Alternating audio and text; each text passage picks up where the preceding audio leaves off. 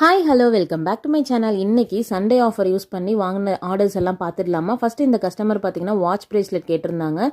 அதுக்கு ஃப்ரீயாக பார்த்தீங்கன்னா இந்த கிராக்கிள் பீட்ஸில் வந்து நம்ம அந்த ஹார்ட் சாம் வந்து லாக் பேட்டர்னில் இருக்கக்கூடிய சாம் ஆட் பண்ணி நம்ம கொடுத்தோம்.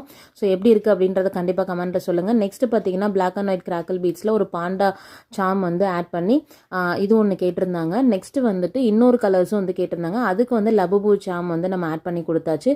இந்த கலரும் வந்து ரொம்ப சூப்பராக இருக்குது, அவ்வளோ அழகாக இருக்குது அந்த கிராக்கிள் பீட்ஸில்.